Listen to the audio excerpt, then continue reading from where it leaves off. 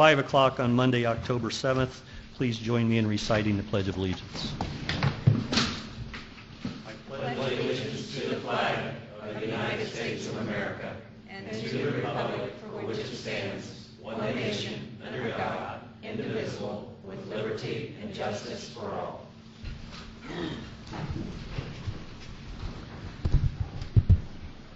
Roll call, please. Jeremy Ashcraft. Here. Bob Bishop. Here. Joe Buck. Here. Gary Fox. Here. Charlie Hastings. Here. Chuck Liddell. Here. Teresa Popejoy. Present.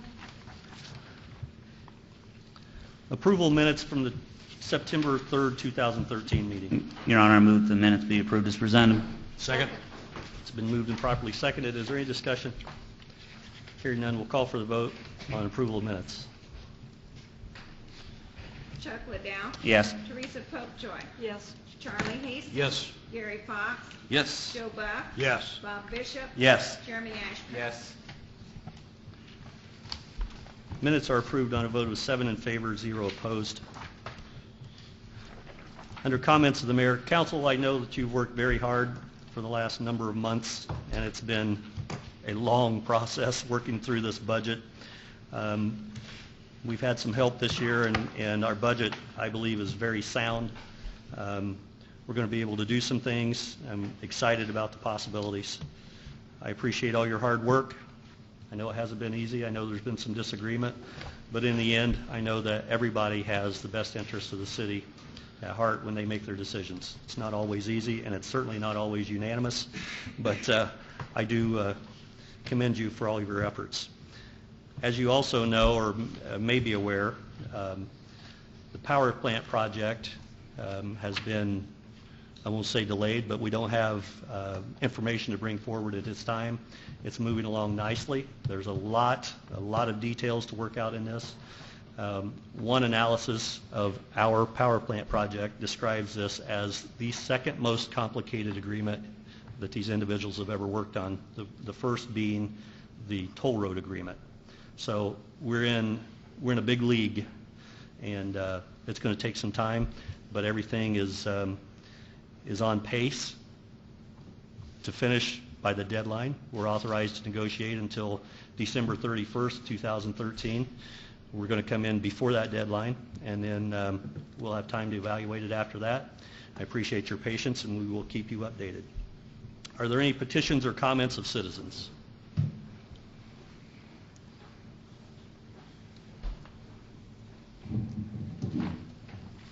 Good evening.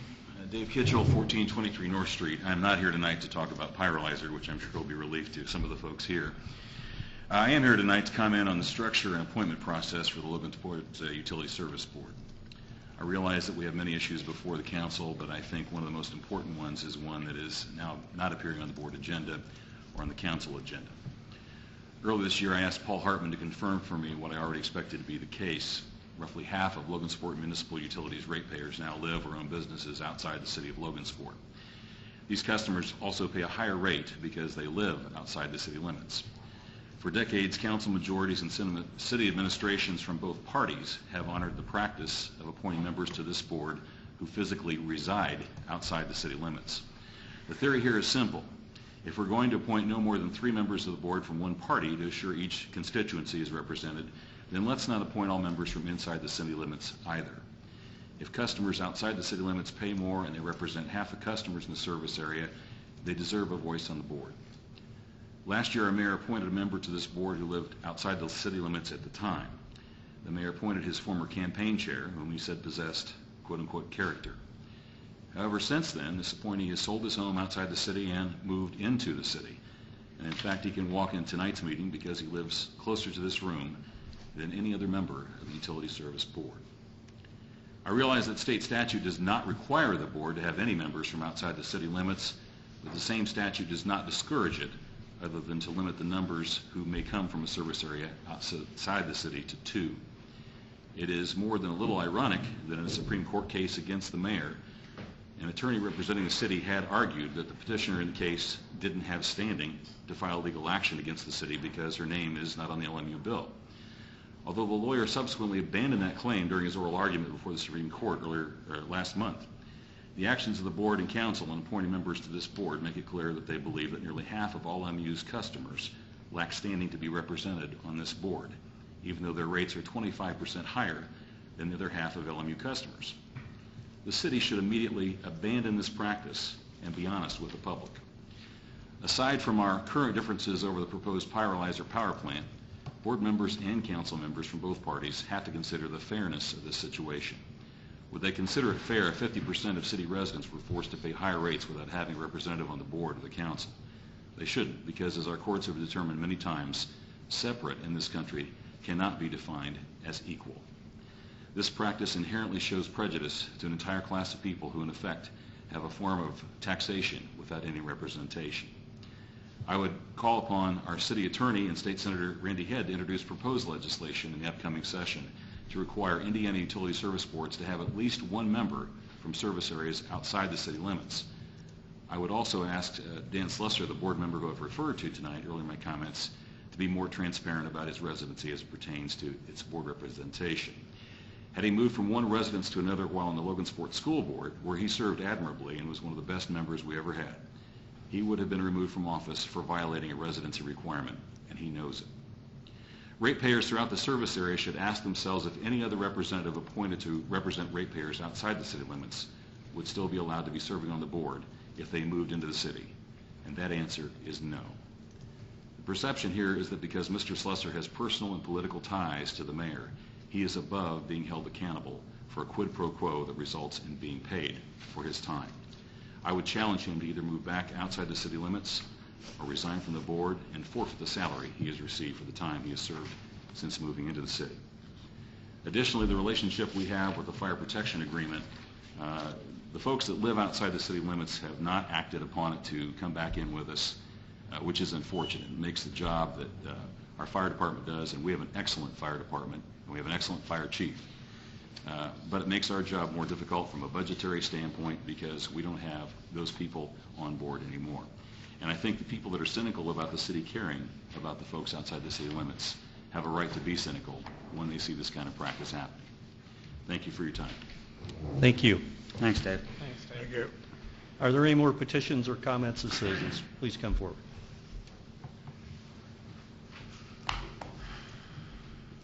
Good evening. My name is Jim Brew. I live at 1315 East Market Street here in Logansport. I remain concerned about the future of the city's electric business. I have 4 comments as a citizen. First, the Utilities Service Board and the City Council have different legal purposes. The Utilities Service Board makes utilities policy. That is not the business of the mayor and the council. This is law. You can only decide whether to give financial approval to a rate or a construction decision by the service board. The service board's legal powers and duties include consideration of contracts for, quote, purposes that are necessary for the full and efficient construction, management, and operation, end quote, of each utility. 1.534A10. Any public power agreement, as well as any build, operate, transfer, BOT agreement, is necessarily the business of the service board. The City Council can only review the financial consequences if and when the service board has made the policy decision. There is already one case before the Indiana Supreme Court regarding the matter whether the city followed the law. Let us avoid another. Second, even though the city administration and the Utility Service Board have different legal purposes, Attorney Molitor for the mayor and Attorney Head, sometimes attorney for the mayor, sometimes attorney for the service board, in combination, those two put a halt to the service board's stated effort in February of this year to communicate with IMPA, MISO, Duke, and Wabash Valley. Those are alternate suppliers of electricity. because those two lawyers somehow believe that Pyrolyzer has an exclusive position with the City and Utilities Board at this time. The board's effort to learn more came to a halt. Third, I invite you, as I did the service board at their meeting across the hall recently, to take a look at what you are getting from your consultants. A significant public expense, estimated at $1.5 million. I asked for the consultant Peterson's contract with the city. After the mayor's so-called trade secret, so-called terrorism, and other baseless objections, the public access counselor, Hogue, told the city to give me the documents. The city did, because it would have been required to reimburse me the legal cost for asking a judge to compel the handover. The document in hand is from Peterson to Franklin, dated March 11, 2013. It says it concerns Phase 3, which relates to, quote, contract negotiations, and is estimated to cost $739,959. Peterson's contract said you, the council, it's in a contract, would receive, quote, final agreed to documents, quote, by October the 6th, 2013. Your expensive consultants have failed to perform on their contractual agreement. The contract for Phase 3 estimates that you pay Gary Peterson himself $87,010. For what? Your contract estimates that you pay State Republican House Leader Brian Bosma $41,000. For what? This money belongs to the citizens. Citizens deserve an explanation. Finally, my fourth comment. Consider how your effort to privatize the local electric generation impacts the civil city budget. End of August 2012, the utilities budget showed payment in lieu of taxes to the civil city. That's utilities money to your general budget, your general fund, in the amount of $219,325. Historically, the electric department has been a source of revenue to this city. This building, constructed in 1924, was built from earnings of the electric light department. That's what the plaque says downstairs. The electric department transferred $6,405,401.54 to your civil city budget between 1930 and 1976. Then the Utility Service Board got created to make the utilities run like a business, separate from the tendency of a city administration to reach over and act like it knew how to manage a utility. Let the Service Board do its job. I thank you for your attention. Thank you. Are there any more petitions or comments of citizens?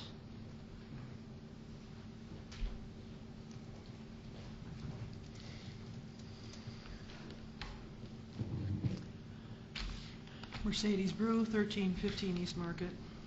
Ladies and gentlemen, I'm here tonight to comment on the pyrolyzer project.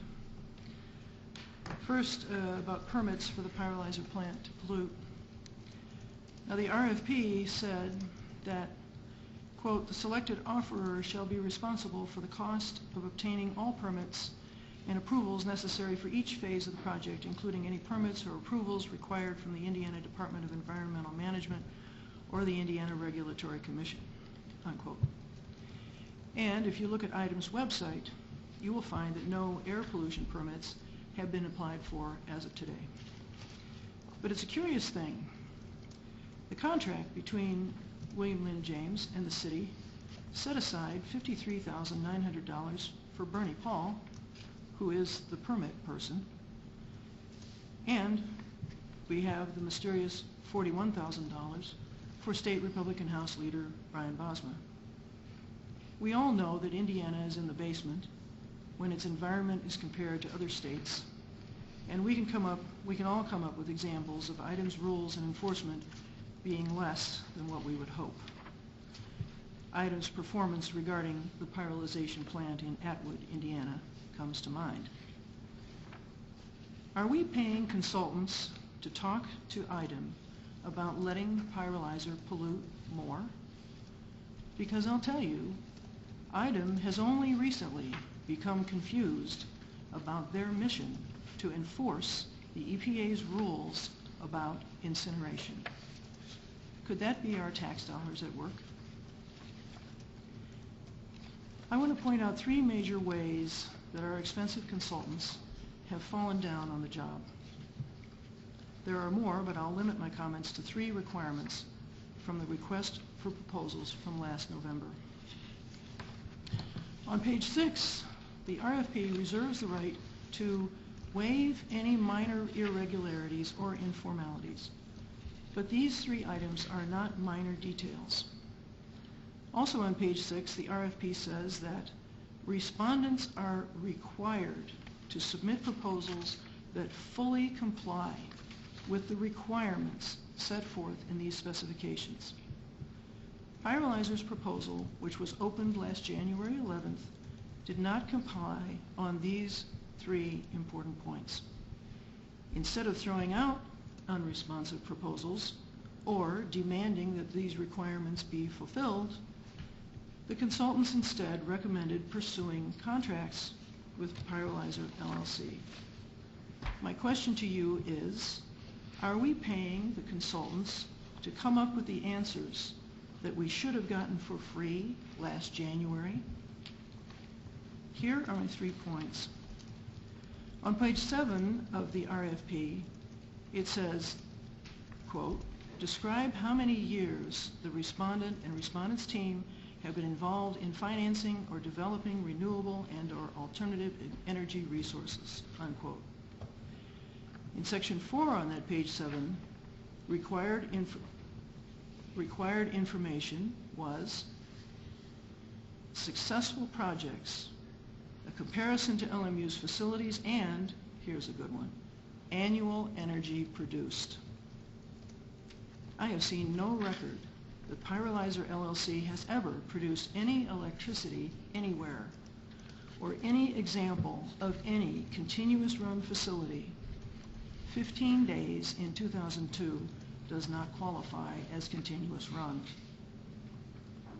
The question is, are we paying the consultants to come up with the answers that we should have gotten for free last January? Page 10, the RFP requires, quote, respondents shall include a complete description of the specifications and sources of any and all RDF to be utilized in the project, including availability, sustainability, acquisition, and transportation. Page 2 of Pyrolyzer's proposal says, feedstock will be procured from Chicago, Indianapolis, and Fort Wayne. That's it. That is not a complete description that the RFP requires. Obviously, the fuel contracts must cover the entire time it will take to pay off the facility, and the RFP anticipated that. You did not get that information when you should have on January 11th. Are we paying the consultants to come up with the answers that we should have gotten for free? Finally, page 9, the RFP requires, quote, a detailed analysis of all environmental aspects of the proposed project, unquote, and lists these considerations: emissions and controls, ash disposal and other byproducts, detriments to neighboring facilities, landowners, and waterways. Again, are we paying the consultants to come up with the answers that we should have gotten for free last January? Thank you. Thank you. Thanks, Mercedes. Are there any more petitions or comments of citizens?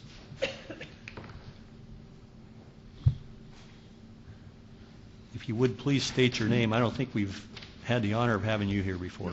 Steve Ridgecreek. I reside at 144 East Clinton Street, and I'm addressing the issue of the traffic between Humphrey and East Burlington.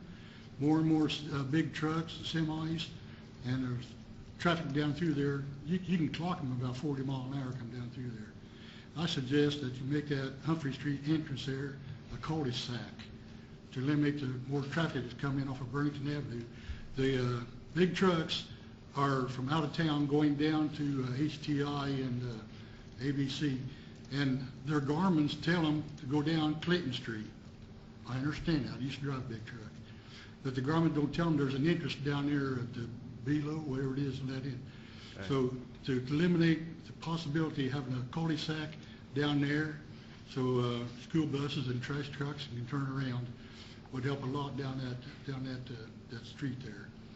Thank you. Thank you. Thank you. And just so you know, our street commissioner, our superintendent of public works, as well as the county highway superintendent have visited with that industry and are trying to work out a solution for that, along with our Cass Logan Economic Development Organization has also been in contact with them, and we're waiting on the relinquishment of some of those roads through there will be relinquished back to the city and the county. We're not sure who yet is going to get what, but at that time we hope to come up with a solution that will help alleviate your problem. I am very aware of it, and we are working on it.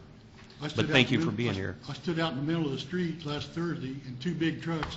One of them was a Republic roll-off, and I told him this is truck routes down there at Wolf Street. Well, I don't fit down the bridge. Well, there's no bridges on Burlington to get him in there.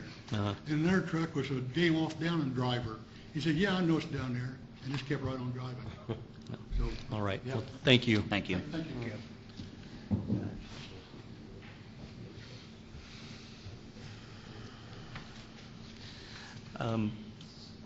Are there any more petitions or comments of citizens? All right, hearing none. Are there reports from committees, boards, or commissions? Councilman Bishop. Yes, the Parks Committee met, and we have a resolution 2013-34 we've set forward for tonight. It's actually listed as 3013-34 on our new business on the agenda tonight. But we'll do that tonight instead of 10 years later. That's it. 100 years later. Actually, 1,000 years. It's 1,000, but yeah. Oh, 1,000, yes. All right, are there any more reports from committees, boards, or commissions? Mayor Franklin, the Yes. Finance Committee met and had further discussion in regard to the budget, some questions and some issues, and then also discussed short, long-term disability insurance for employees of the city. That's been tabled at this time. That discussion has been tabled. All right, thank you. Are there any more reports from committees, boards, or commissions? All right, hearing none. Under old business, ordinance 2013-36. Councilman Bishop, please.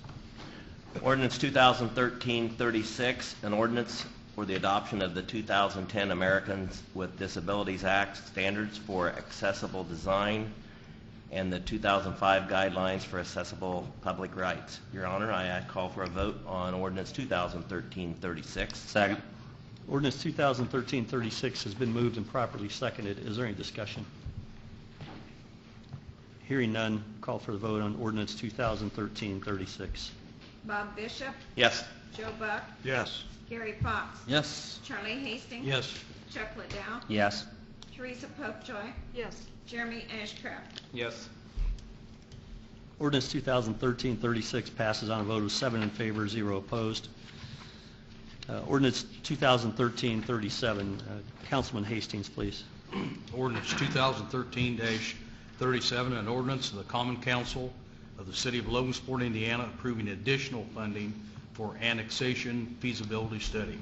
Your Honor, call for a vote on ordinance 2013-37. Second.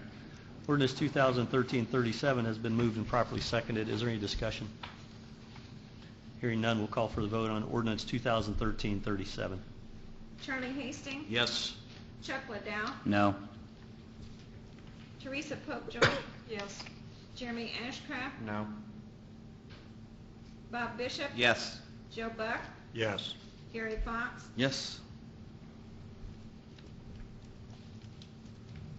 Ordinance 2013-37 passed on a vote of 5 in favor, 2 opposed. Ordinance 2013-38. Councilperson Popejoy, please. Ordinance 2013-38, an ordinance fixing the utilities portion of salary for appointed officials for the city of Logansport, Indiana for the fiscal year beginning January 1, 2014 and ending December 31, 2014. Mayor Franklin, I call for a vote on ordinance 2013-38. Second. Ordinance 2013-38 has been moved and properly seconded. Is there any discussion? Call for the vote on ordinance 2013-38. Teresa Popejoy. Yes. Jeremy Ashcraft. Yes. Bob Bishop. Yes. Joe Buck. Yes. Gary Fox. Yes. Charlie Hastings. Yes. Chuck Liddell. Yes. Ordinance 2013-38 passes on a vote of 7 in favor, 0 opposed. Ordinance 2013-39. Councilman Joe Buck, please.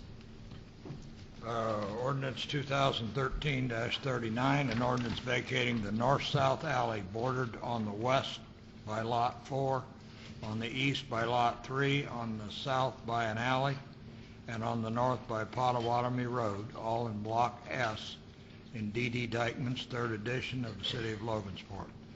I call for a vote on ordinance, or motion on 2013-39. Second. Ordinance 2013-39 has been moved and properly seconded. Is there any discussion? Hearing none, I'll call for the vote on ordinance 2013-39. Joe Buck. Yes. Gary Fox. Yes. Charlie Hastings. Yes. Chuck Liddell. Yes. Teresa Popejoy. Yes. Jeremy Ashcraft. Yes. Bob Bishop. Yes. Ordinance 2013-39 passes on a vote of 7 in favor, 0 opposed. Ordinance 2013-40. Council, I would like to ask for your patience. After we complete this vote, I'm going to ask for a suspension of the meeting for just long enough to get the signatures. It's been recommended that we get the signatures immediately following the vote. We're going to try that tonight for the first time that I'm ever aware of. But Ordinance 2013-40, and that would go to Councilman Ashcraft, please. Ordinance 2013-40, an ordinance for the budget approval for the 2014 year for the City of Logansport. Your Honor, I call for a vote on ordinance 2013-40. Second. Ordinance 2013-40 has been moved and properly seconded. Is there any discussion? Yes, Your Honor. I'd like to make an amendment to the budget.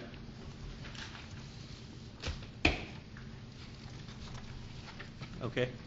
It was on page 12 of the budget worksheet that I was working on in the fire service area account 4-2140-44-XXXX for an ambulance in the amount of $100,000. This is something that we've talked about as a community for several years, but never have had any data presented that shows that an ambulance service is profitable.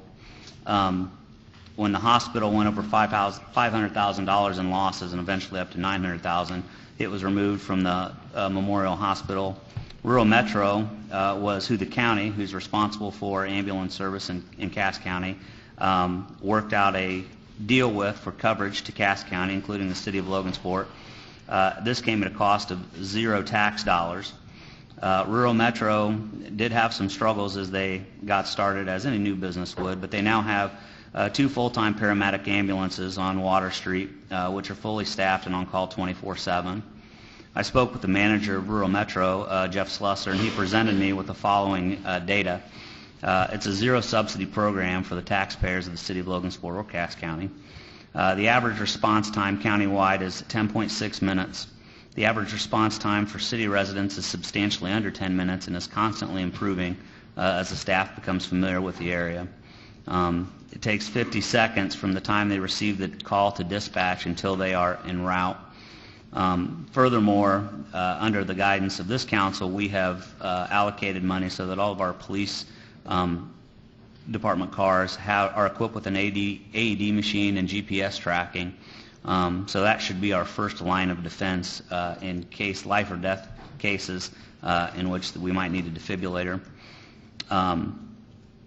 To add to a program like this would call for a larger labor force, and it's just not cost effective for our taxpayer. While I don't disagree that we have to keep the public's safety in mind and do all we can, I think we have to, as our mayor said when he announced his candidacy, we've got to have new attitudes, a fresh approach to cooperation. We have to work together for the betterment of all of us. We can't stonewall each other anymore. So I've been in contact with all the county commissioners, and we'll be in the very near future initiating a focus group of city and county officials to discuss public safety currently offered to all the residents and how we can make better use of the current funding levels instead of expanding both the city and the county budget for duplicate services. So I would like to make a motion to remove this from our budget. Second. It's been moved and properly seconded. Before I ask for discussion, I would like to add a point myself, and I'm going to ask Chief Strong to come up and cite some of his experiences, but I'm going to cite one and one only. I had a list of 10 to 12 incidents that have occurred recently at our committee meeting when we were going to discuss this. I apologize, I did not bring it tonight. I thought the issue was dead.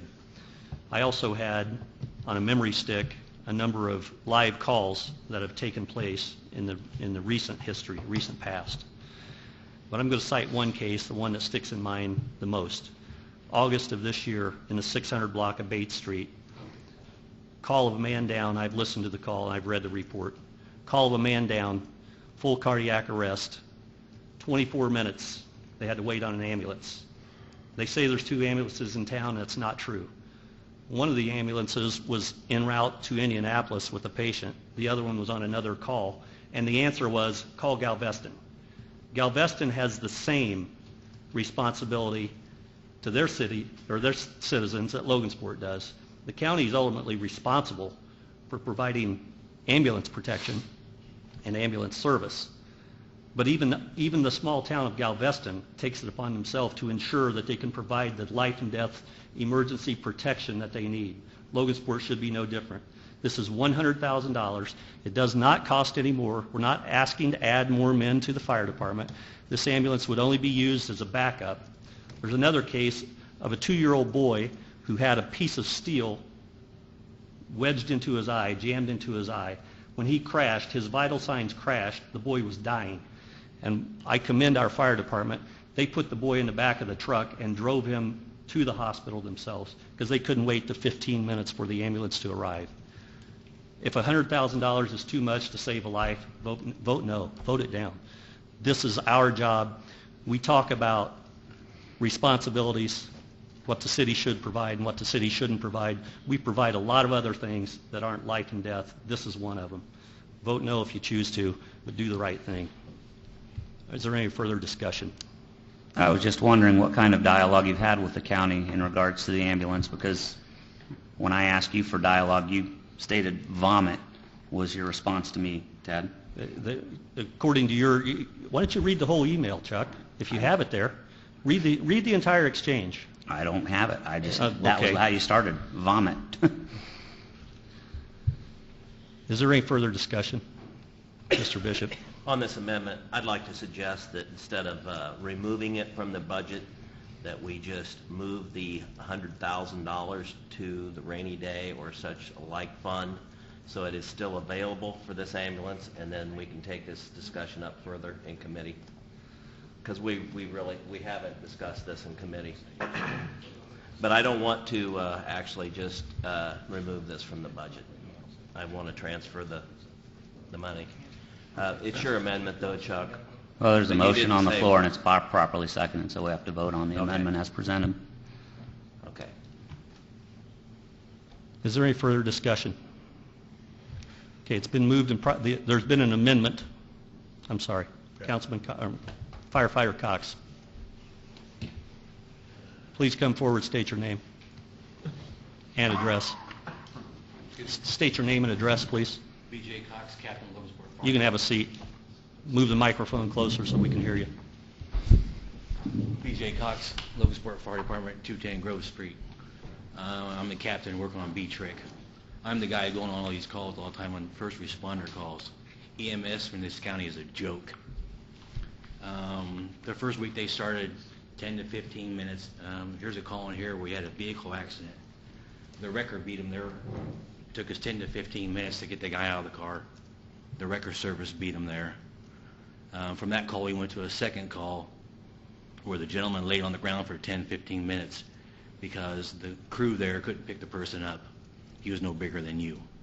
We had to bring the cot in, load him up on the backboard, and take him out. The girl driving took off down 14th Street, heading south, went about 3 blocks, then turned on 12th and come back. We saw her stop in front of Hardee's and family video on 12th because she had to use her Google to see where the hell she was going. Rural Metro is a joke. There's 9 calls here where we waited on scene 45, 30 minutes. You know, if it's your family member, fine and dandy. You can tell them, sorry, we're waiting on an ambulance from Galveston like the mayor said. There's not 2 ambulances in town. We went on a call yesterday morning at 6:54 in the morning because they needed help moving a person from here to where she's sitting.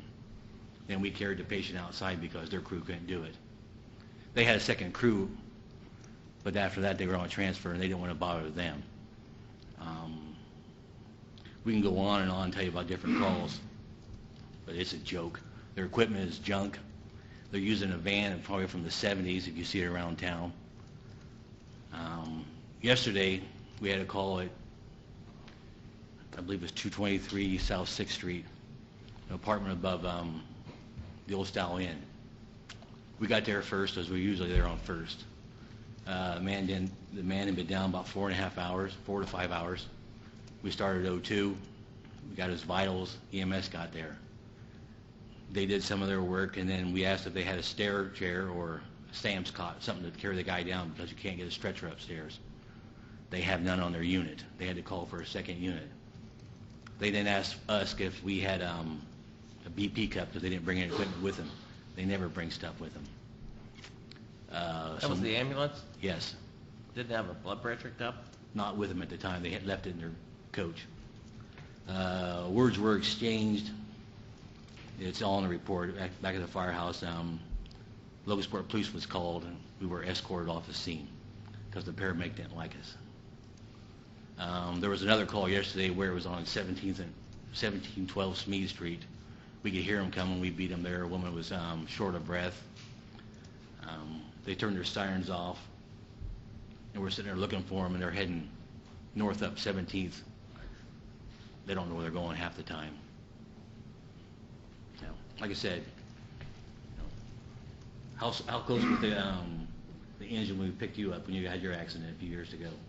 Engine Station 3 was there in a matter of minutes. I don't know. The guy back there was there, and we took care of you. EMS was good back then because it was a hospital. We had good people working at the hospital.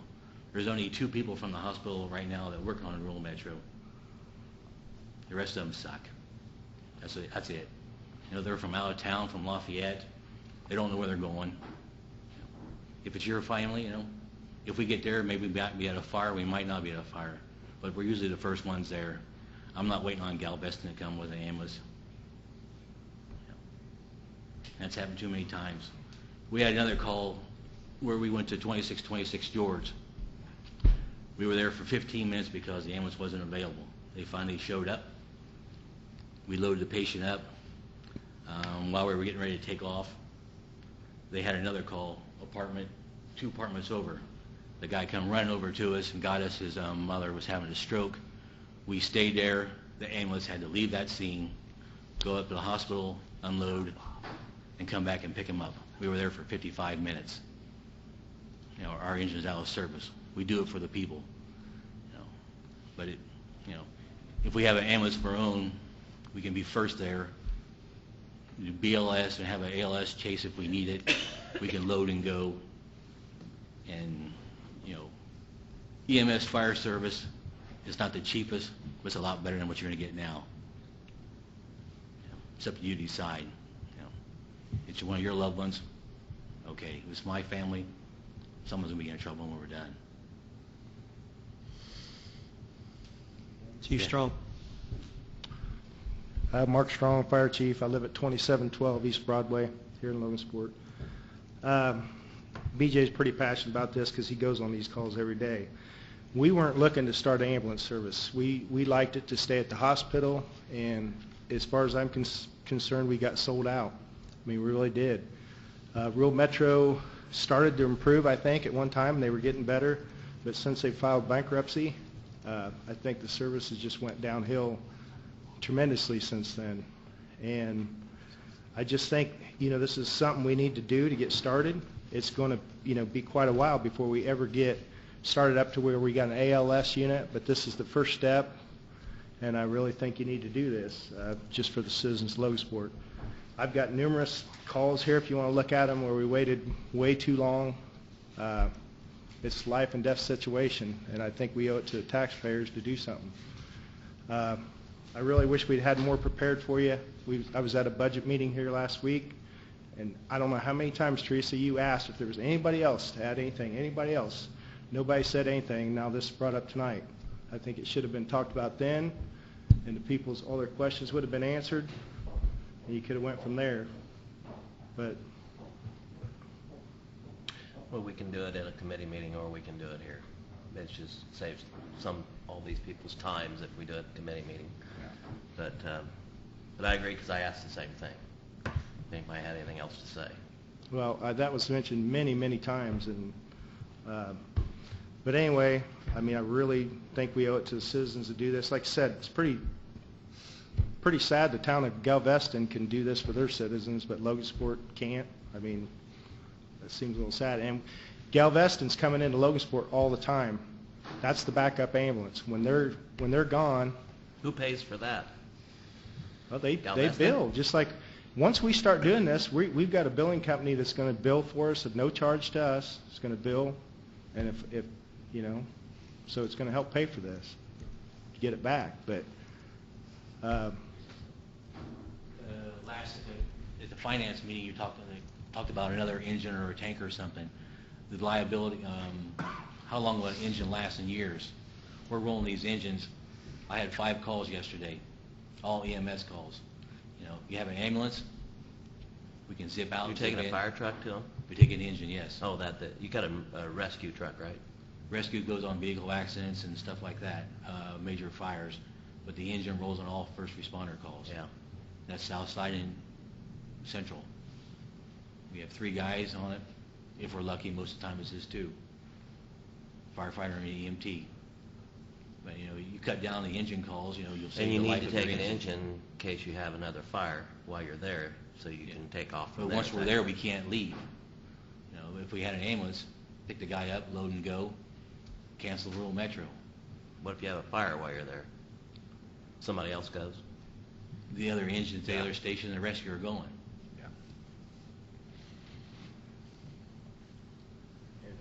we also have, BJ can testify to this, countless people that just say, hey, forget it, we're taking them in our own car, and you're getting that a lot. People are just, they're not going to wait. And I don't know, I'm surprised you guys haven't had lots of people come up to you on the street, because I do all the time. I have people say they've been, at church, I've had people come up to me and say that they've been to the heart center many times because they have heart problems, and this new ambulance service picked them up. He said the very first thing he noticed was how filthy the ambulance was. He said it's never like that before. Then the ambulance got lost, and you're having a heart attack and you're anxious, then all this stuff's going on in the ambulance. Had another lady come up to me not too long ago, said, you're the fire chief, right? And I said, yeah. She goes, I got a thing to tell you. Our ambulance broke down on the way down to Indianapolis, and I had to wait an hour for another ambulance to come to pick them up from that and take them on. That would be nice too. And then I've had doctors come up to me and say, thank God you're trying to do this. And I have people all the time. And I overhear people in restaurants talking and saying how bad the service is. And, I'm not knocking Rural Metro. I wish they were better. But they're, I can only see what's going on. Rural Metro has filed bankruptcy. They're strapped for cash. They're understaffing their equipment. There's not enough people here. That's what the problem is. That's a big part of the problem. This small van they have in town now really is pathetic. I went in it the other day to get some towels at an accident call, and all the doors are broke inside on it and stuff. It's just, where are these nice ambulances that we had that they supposedly purchased from Cass County, and now why are they using this old van? We haven't had one of those old vans in this area since 1970 something. At one of the calls yesterday on Smith Street, we got the lady taking care of everything. The lady, her daughter said, this is one of the worst things that Logansport's done. I said, what's that? She goes, got rid of the EMS service. I said, no, sir. No, ma'am. That was the Cass County Commissioners that did this.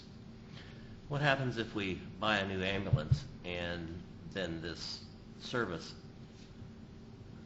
is fixed and this bankruptcy's, the new service comes in and we have a good service through the county? What do we do with ours then? Well, first of all, it'd be a backup rescue truck, which right now we have a pickup truck, has extra tools in it and stuff. But Peru, like Duke's Hospital over there, Peru firefighters have an ambulance. They just go on nothing, but when the ambulance is tied up over there, they go on calls. They bill 3 or 4 calls a month, and they sustain and pay for their ambulance that way. So we would still be going on first responder calls in this ambulance, and I do hope it gets better. I honestly hope it goes back to the county. This is best. We had a great service, we had great equipment, and we had great people. Well, it's my opinion that we have to have good service. We can't have some people waiting 20 minutes or 25 minutes or whatever it is. That's got to be a top priority. I'm only concerned that we're getting this at the last minute kind of thing, and we really have not discussed this until now, as far as I'm concerned. We've been given a lot of opportunity to discuss it, though, Bob. Yeah. Right. And it just went away. There was never any discussion. Yeah. I mean, I have this in my Could we have a capital- public So- safety meeting that brought this forward?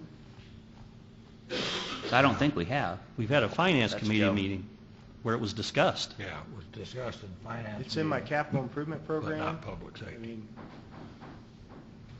So my point is that I think that, like I was suggesting, I do not want to take this money out of the budget. I want it to be there. You're not going to buy it tomorrow, are you? no. So the We'll money, buy it till January. it's my suggestion that the money will be here, that is here. We've already, basically it's budgeted for it. So I think that we could move that money. In other words, we're not buying an ambulance tomorrow.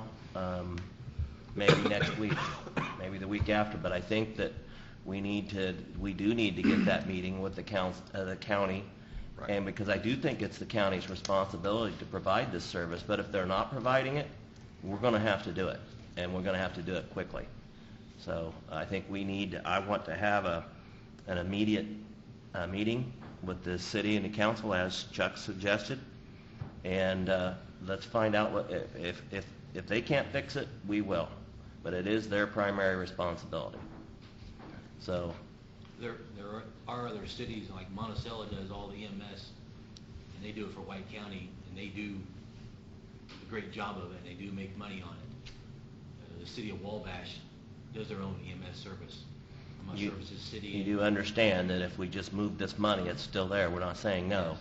I'm sure, but I'm saying, you know, some people don't see it as making money, but it is a way to make, for the fire department to do this and make money back to the city. So it will work. Unless you don't collect the monies that are billed. Excuse me? Unless you don't collect the monies that are billed. Which- That's where the hospital got into problems. They weren't collecting money. I don't really believe that. I believe that a good accountant can change money around up there, because a lot of the guys for the fire department were paramedics and EMTs, and they know what they make going back and forth to Indy and doing all these transfers and stuff. I think what Teresa's getting at is I think you can bill someone, but as my grandmother used to say, you can't get blood out of a turnip. It's about 70% is what they run, national average. If we move this money, we can fund this in days if we need to. So I don't have a problem with moving the money. But I do have a problem with just not even considering it at this point. I think we got to consider it. And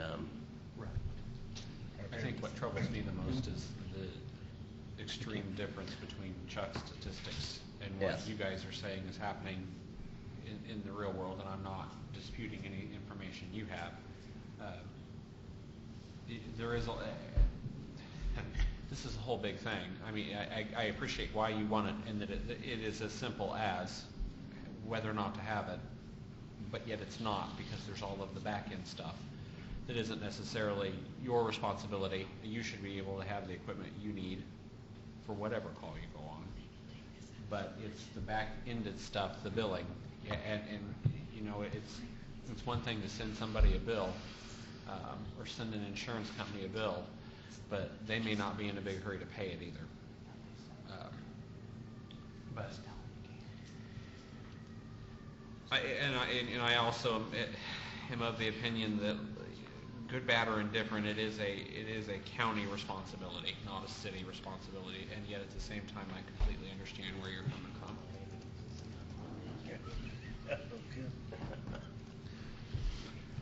Yeah, like I said, it works out in Peru pretty good where they just have, they're not the primary responder, but then a lot of times they go on the call when it's backed up. We'll load them and go, and then we could bill them.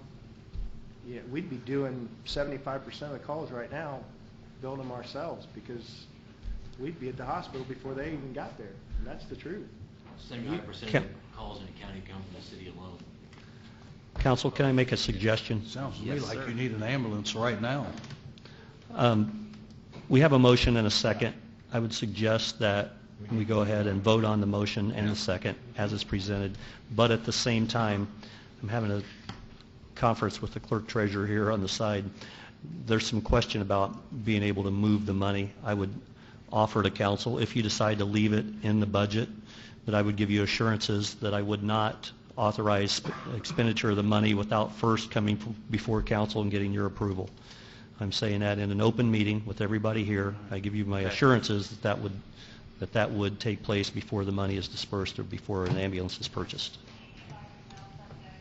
So we have a motion to strike $100,000 from the fire department budget for the purchase of an ambulance. Is there any more discussion?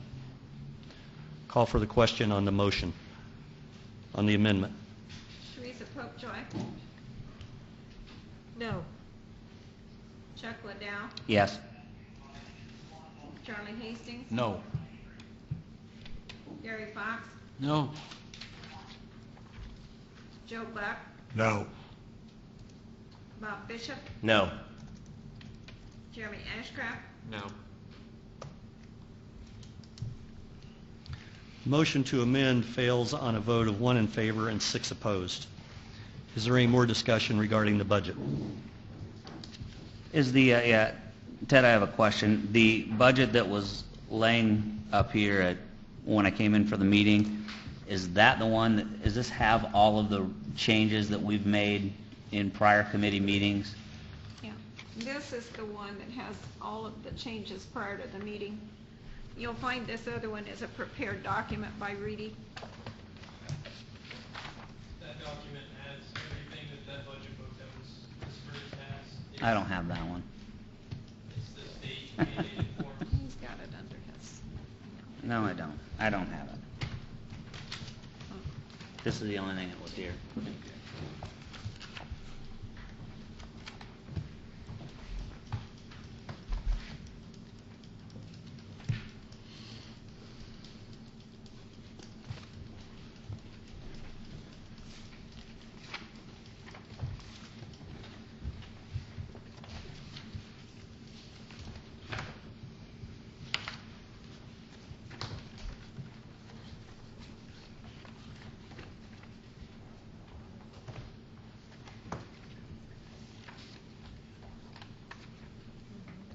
Is there any further discussion regarding the budget?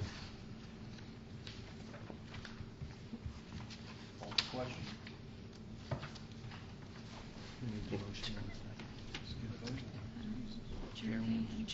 It's been moved and properly seconded.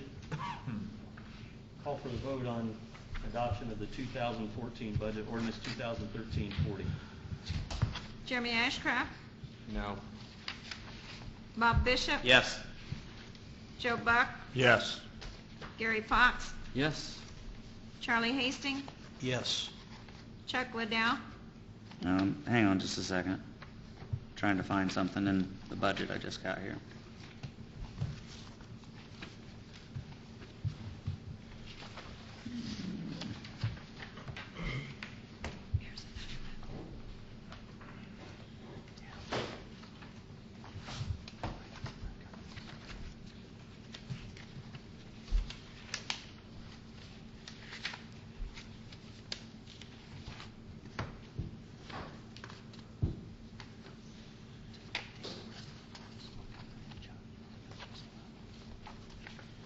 Teresa Pope Joy, No. What page is, here it is. Okay, 38, 33.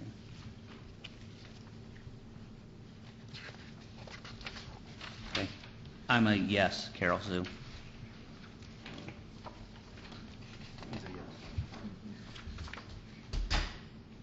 Ordinance 2013-40 passes on second reading on a vote of 5 in favor, 2 opposed.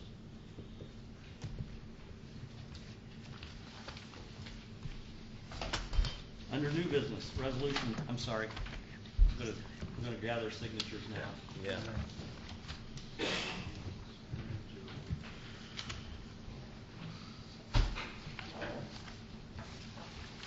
there's 2 copies.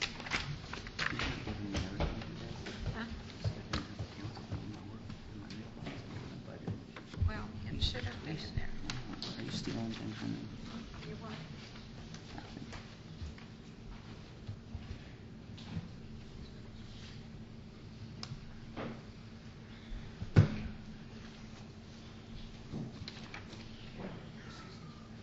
To vote.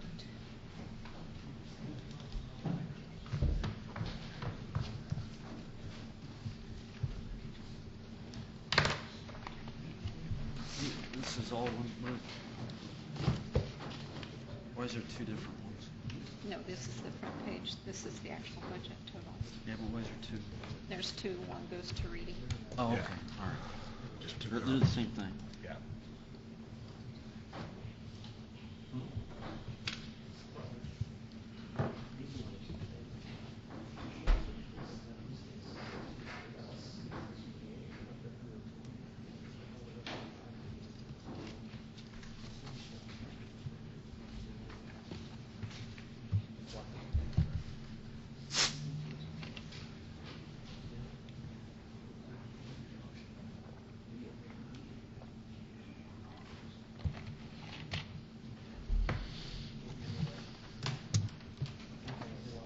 Is this your pen? Carol Sue, is that your pen? Whose was it? Oh, mine. I got mine. I'll take it, I need a pen. Darling, it's free, Charlie. St. Joe, I'll take it. I had a pen with me. Probably it, isn't it? No, I Budget. didn't know. Maybe it is. I Well, just- to make sure that it reflected the council changes so that we weren't getting $1,000. Must be my pen, probably ain't free now. And then you tried to give it away.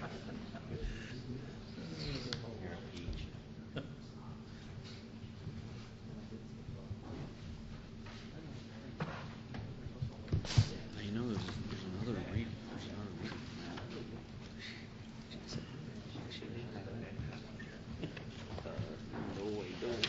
Very last Yeah. one. That's the advertised. Elected officials. Like a typical newspaper ad. Yeah.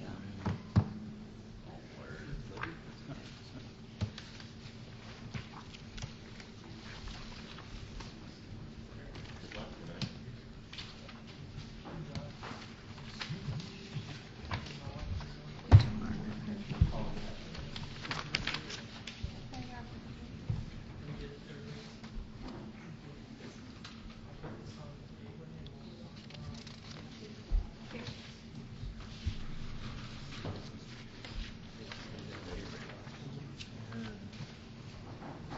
Now under new business.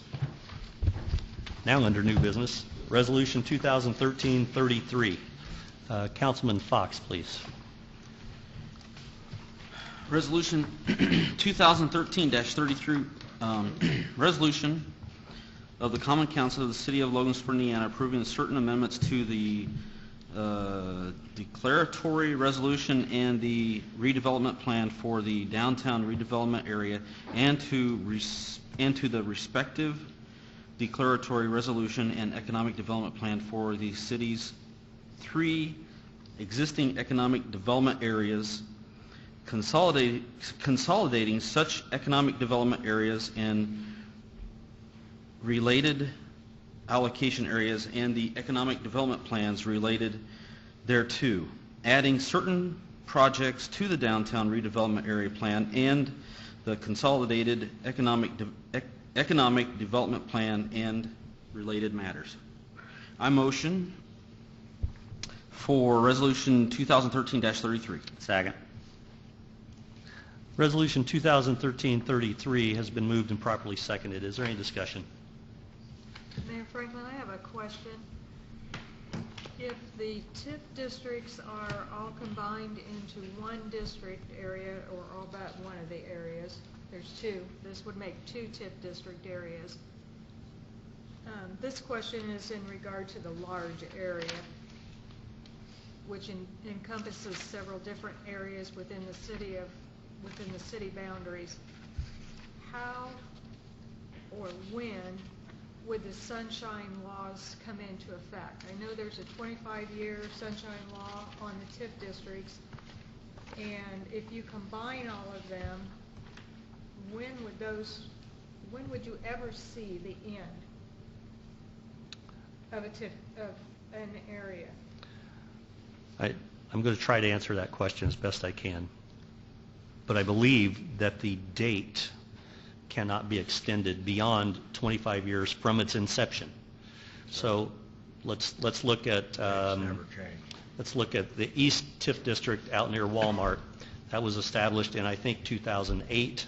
So it cannot extend beyond 25 years after 2008. That's the best answer I can give you right now. The dates were not reset. The dates were not reset.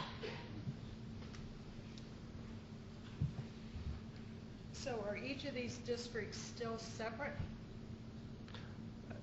For the purposes, I believe, for the purposes of the life expectancy or the lifespan of the TIF districts, yes. We basically established a lineal corridor that allows the TIF districts to be connected, but the termination date would still remain the same on the original date of the original TIF districts. Do you follow that? I think that's correct, but I can also get that answer for you. Make sure. Yeah, I follow what you said. Yeah. I just don't know that I necessarily agree with it. But, okay. Okay, is there any more discussion regarding Resolution 2013-33? Hearing none, I'll call for the vote on Resolution 2013-33. Gary Fox, Yes. Charlie Hastings. Yes. Chuck Liddell, Yes. Teresa Popejoy, No. Jeremy Ashcraft, No. Bob Bishop, Yes. Joe Buck, Yes. Resolution 2013-33 passes on a vote of 5 in favor, 2 opposed. Resolution 2013-34. That's going to be Councilman Liddell, please. Resolution 2013-34, resolution of the Common Council of the City of Logansport, Indiana, approving the transfer of certain monies for the pool parks. Your Honor, call for a vote. Resolution 2013-34. Second. Resolution 2013-34 has been moved and properly seconded. Is there any discussion? Hearing none, we'll call for a vote on Resolution 2013-34. Chuck Liddell, Yes. Teresa Popejoy, Yes. Jeremy Ashcraft, Yes. Bob Bishop, Yes. Joe Buck, Yes. Gary Fox, Yes. Charlie Hastings. Yes. Resolution 2013-34 passes on a vote of 7 in favor, 0 opposed. Ordinance 2013-41. This will be Councilman Bishop, please. Ordinance 2013-41, salary ordinance for appointed officers and employees. An ordinance fixing salaries for appointed officers and employees of the City of Logansport, Indiana for the year of 2014.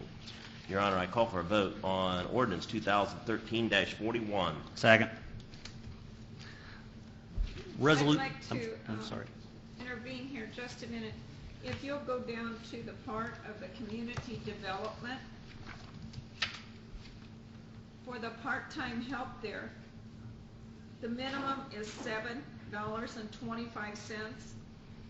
right, and the maximum is $10. instead of 870. Yes, That's just a typo? yes. Thank you.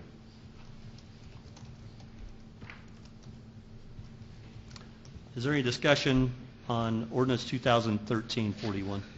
Mayor Franklin, I'd just like to point out, I just want to point this out for council's digestion, I guess, is the best way to put it. On this salary schedule, the administrative assistant, the city attorney, the community development director, and the building commissioner receive a portion of their salary from the utilities. LMU, as we approved tonight, set salary increases at 3%. The city set salary increases at 5%. And if we adopt the maximums that are proposed here, these individuals, again, the administrative assistant, the attorney, community development director, and the building commissioner would receive just slightly over a 4% raise as opposed to a 5% raise. So I'd just like to point out that last year this council did make an adjustment in those salaries so that they did receive a true 5% increase overall. That's just out there for council's consideration or whatever. I don't really care. I just wanted to point out that these individuals, based on this salary schedule, will not be receiving a true 5% increase. Did the utility board not give the same? 3%. They gave no. 3%. They did the same thing? They Well, gave no raise last year, but we gave 2% last and year. we made up the difference. Oh, they gave nothing. They gave nothing, and we made up the difference so that the employees received a true 2% increase. I don't know what we do about that. You know?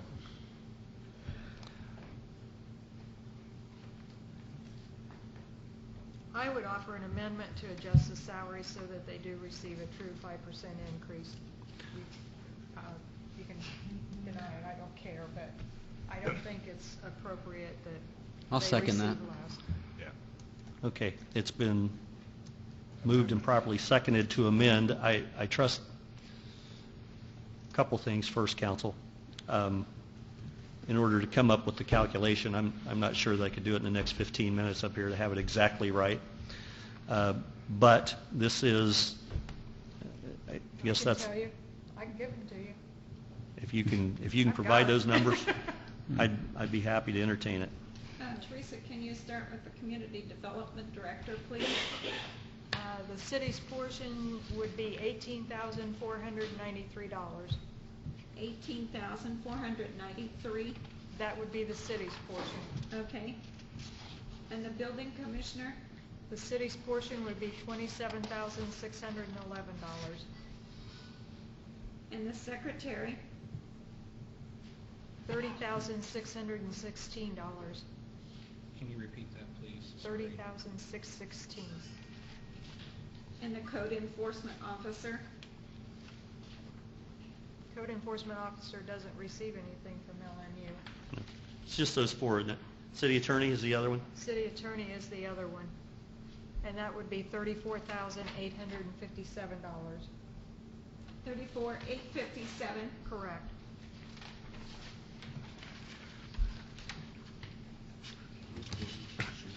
$611. There's such a big difference. Well, it's because of, it's because of that 3% versus 5% is what it is when you... So what you did was add 2% of the utility salary. No, actually what I did was I took a true 5% based on the combined salary from last year, deducted what LMU put in their ordinance, and the remainder to the city. Thank you for doing that. That's the only way I could. What did you have for the community development secretary? Don't No. have a community development secretary. Okay, that's why I got it wrong then. It's administrative assistant. Administrative assistant, all the way at the top. Okay. And how much was that? 30616. 36. Okay, so that's my question. Why is that 5,000 different, and then you got something like the attorney that's only 100? I didn't get the final figure, but it's hundreds of For dollars. the administrative assistant? It's, Yeah. it's, From 25,000 to 30 something? no. No, all the way to the No, top. The administrative assistant. Oh, I'm looking at the assistant planning. Yeah, you gotta be on the right spot. Okay, there we go.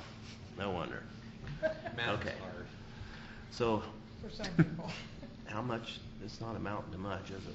No. No, it doesn't amount to No. much, but at the same time, I feel it's a disservice to these individuals.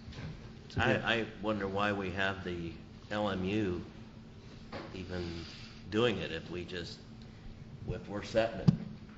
We didn't, How we did we didn't, come up with that policy? we didn't take money from LMU. This is not, we're not amending the LMU portion of this. I know that, but I wonder why they even have anything to do with it.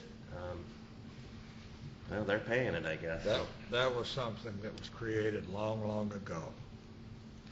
Okay, is there any more discussion on ordinance 2013-41? It's been moved and properly seconded. The amendments would be administrative assistant, the maximum would change to 30616. Community development director would change to 18493.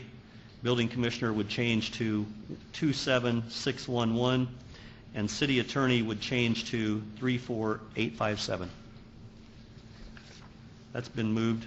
Was it seconded? Yes. It's been moved and seconded. Is there any more discussion? Call for a vote on the amendment. Teresa Popejoy, Yes. Chuck Liddell, Yes. Charlie Hastings. Yes. Gary Fox. Yes. Joe Buck. Yes. Bob Bishop. Yes. Jeremy Ashcraft. Yes. Ordinance 2013-41 has been amended. The amendment passes on a vote of 7 in favor, 0 opposed. Now the ordinance in its entirety. Ordinance 2013-41. Call for the vote. Teresa Popejoy, Yes. Chuck Liddell. Yes. Charlie Hastings. Yes. Gary Fox. Yes. Joe Buck. Yes. Bob Bishop. Yes. Jeremy Ashcraft. Yes. Ordinance 2013-41 passes on a vote of 7 in favor, 0 opposed. Ordinance 2013-42 is void. Ordinance 2013-43. Councilman Hastings, please. Ordinance 2013-43, an ordinance fixing the annual salaries of elected officials in the city of Logansport, Indiana for the period beginning January 1st, 2014 and ending December 31st, 2014. Your Honor, call for a vote on ordinance 2013-43. Second. Ordinance 2013-43 has been moved and properly seconded. Is there any discussion? Mayor Franklin, I'd also like to point out on the elected officials, there is the same discrepancy, taking into account the 3% for LMU for the mayor and the clerk treasurer, and that the amount that is proposed for council is much higher than 5%. I would like to offer an amendment to correct that so that all individuals paid through the city of Logansport are paid a 5% increase. Second. It's been moved and properly seconded. Can you give me the details of your amendment? Did you do the calculations? Nope, got it. Do we need to do that in 2 amendments? But I think we need the final. We need the final total. The mayor city portion, $38,753. The clerk city portion, $30,805. And council, $4,847. Man, we took a hit there. Everybody bit. Boy, Bob, you just took a pay cut, man. Is there any discussion regarding the amendment? It has been moved and properly seconded. We have the details now of the amendment. Is there any further discussion regarding the amendment? Call for the vote on the amendment. Could you tell me who seconded that, please? I did. Councilman Thank you. Ashcraft seconded the amendment. Okay. The amendment? Teresa Popejoy, Yes. Chuck Liddell, Yes. Charlie Hastings. Yes. Gary Fox. Yes. Joe Buck, Yes. Bob Bishop. Yes. Jeremy Ashcraft. Yes. The amendment passes on a vote of 7 in favor, 0 opposed. Now, ordinance 2013-43 in its entirety. Jeremy Ashcraft. Yes. Bob Bishop. Yes. Joe Buck. Yes. Gary Fox. No. Charlie Hastings. Yes. Chuck Liddell. Yes. Teresa Popejoy. Yes. Ordinance 2013-43 passes on a vote of 6 in favor and 1 opposed.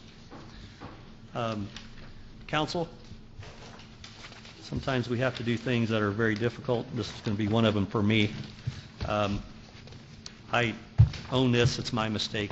I'm fully responsible for this. I neglected to get the 2 salary ordinances on the agenda at our last meeting, at our September meeting. They, by statute, need to be adopted, approved, before November 2nd, before our next council meeting.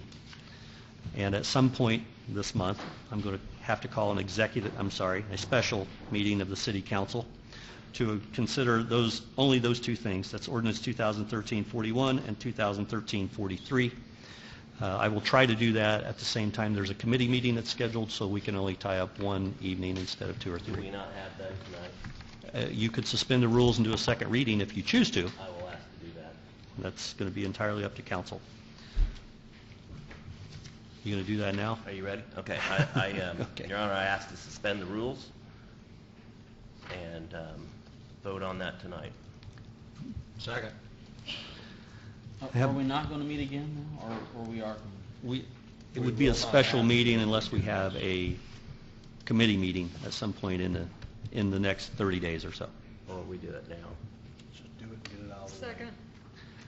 It's been moved and properly seconded to suspend the rules to consider on second reading ordinance 2013-41 and ordinance 2013-43. That's the last 2 that you just did. It's been moved and properly seconded. I don't think we can suspend the rules because it was a 6-1 vote and it has to be unanimous consent on the first reading. It has to be unanimous consent to suspend the rules. I don't know. To suspend the rules, the vote has to be unanimous. No ordinance shall be passed on the same day at the same time as others except by unanimous consent, and then only if they're present. Is that just the suspension? That's just the suspension. I think that's just a suspension. Now, the vote to suspend the rules, there's not allowed to be discussion or debate on it. It's not allowed to be amended according to Robert's rules. It also has to be passed by a 2/3 vote, not a simple majority. Okay. We call for the vote. Right. Call for the vote on suspension of the rules. Bob Bishop. Yes. Joe Buck. Yes. Gary Fox. No. Charlie Hastings. Yes. Chuck Liddell. No. Teresa Popejoy. Yes. Jeremy Ashcraft. Yes. That's 5. Suspend the rules.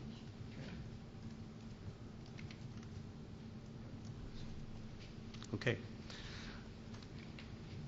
Legal counsel tells me we've done it the proper way, and the majority in this case does win. A vote of 5-2. We're going to suspend the rules and consider on second reading ordinance 2013-41 and ordinance 2013-43. I'm not sure where I left off. So Councilman Hastings, if you would be so kind as to read ordinance 2013-41. 41. Okay, just wait a minute. Ordinance 2013-41, salary ordinance for appointed officers and employees, and ordinance fixing salaries for appointed officers and employees of the City of Logansport, Indiana for the year 2014. The ordinance, I call for a second vote on 2013-41. Second. It's been moved and properly seconded. Is there any discussion on ordinance 2013-41? Call for the vote. Charlie Hastings? Yes. Chuck Liddell? Yes. Teresa Popejoy? Yes. Jeremy Ashcraft? Yes. Bob Bishop? Yes. Joe Buck? Yes. Gary Fox? Yes. Ordinance 2013-41 passes on second reading on a vote of 7 in favor, 0 opposed. Ordinance 2013-43. Councilman Joe Buck, please. Ordinance 2013-43, an ordinance fixing the annual salaries of elected officials of the city of Logansport, Indiana for the period beginning January 1st, 2014 and ending December 31st, 2014. I call for a vote on ordinance 2013-43. Second. Ordinance 2013-43 has been moved and properly seconded. Is there any discussion?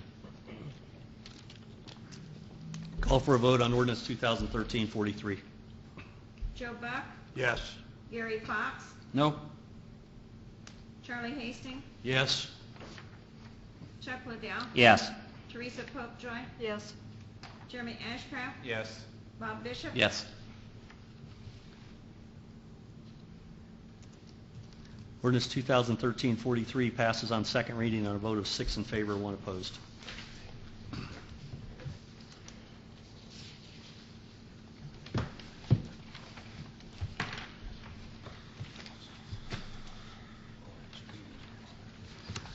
Are there any board member comments?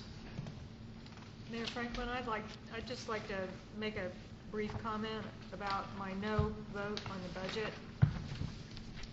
There are many positive things about this 2014 budget for the city of Logansport. Hires some additional staff in offices, provides for technology maintenance services and upgrade of equipment, provides more funding for demolition of properties so that we can take care of those buildings and things that are falling down without tapping into other sources that we might have. It allows for us to start building funds to replace equipment on a schedule so that we don't have dramatic impacts to the budget when we have to replace a very expensive piece of equipment or machinery. It provides computer maintenance and upgrades for the police department, new dump truck for the motor vehicle highway, and provides some park shelter replacement and repairs. But there are a couple of issues with the budget that really caused me to not be able to support the budget as it was presented. One is a raise to $300,000 in contracted services in the Board of Works budget. I just really have a problem just handing $300,000 over with no accountability, and by no accountability I mean that there's not some perusal of those expenses prior to the time that they're made. My biggest heartburn is the $900,000 plus addition to the city taxpayers for trash removal. That places the burden for trash removal. I know that many individuals speak about that and that they've had to pay for that. But at the same time, by putting this back on the tax rolls, only those individuals that pay their property taxes are paying for trash removal. Individuals previously that used the trash pickup were paying for the trash pickup. And the ultimate decision in that regard for me was during discussion of that, the budgeting for that was based on a plan that can't possibly come to fruition for another 18 months to 2 years. And I don't know about other individuals in this community, but I don't plan my home budget based on what I think I'm going to have coming in 2 years down the road. I plan my budget based on what I have currently, and at this point in time, I don't see money coming in for collection of trash or saving monies for trash collections in the city of Logansport because of the pyrolyzer plant or the recycling plant or whatever we might have in this community 18 months to 2 years down the road. Again, sometimes those things don't come to fruition as you expect them to. Ambulance services was a tough decision. ambulance services, I myself have received the benefit. My husband is alive today because of the fire department. He had a heart attack and they were there and saved his life. But at the same time, I have a real hard time placing that financial burden on the citizens of the city of Logansport when I feel it's the county's responsibility to take care of that. And I do hope that this committee comes together and that we're able to come to some consensus to provide services that benefit all the citizens of the city of Logansport. And I appreciate, Mayor Franklin, your stepping forward and by leaving that amount in the budget, indicating that you will not authorize any expenditure until this council has had the opportunity to discuss that and look at that further. I am a little disappointed, I'm very disappointed in fact, in the parks. Several items were removed from the parks budget that have been there in the past. As I said, there was money put in there for replacements and repairs in some areas that have been neglected, but monies for trail maintenance, building improvements, machinery replacements and repairs, replacement and repair of equipment, machinery at the pool were deleted from the budget, and I just really feel that that's going to strap the Parks Department in allowing them to be able to do the job they try to do. And my last deciding factor is the 5% increase in salaries. And I know I just sat here and I supported a 5% and beyond for those individuals that are paid by LMU. That was the council's majority opinion to go with a 5% increase, but I can't support a 5% increase when other public entities within the community are not receiving a 5% increase. LMU only received a 3% increase, and I could have lived with a 3% increase, but a 5% increase I feel is out of line at this point in time in this community. I don't think that private sector salary increases reflect that, and I don't think the public salary increases should reflect that. Thank you. Councilman Bishop. I'd like to, first of all, on the parks, the parks did get a 7% raise of about $40,000 in 2010 and 2011. There was no increase, so we are one of the first administrations to actually give them an increase for a while. So they did get an increase. On the trash tax, I'm very excited for the people in Logansport that we finally eliminated that trash tax. I don't believe it should have ever been created. The last 2 years of the previous administration, when that tax was created, they had a surplus of over $7 million.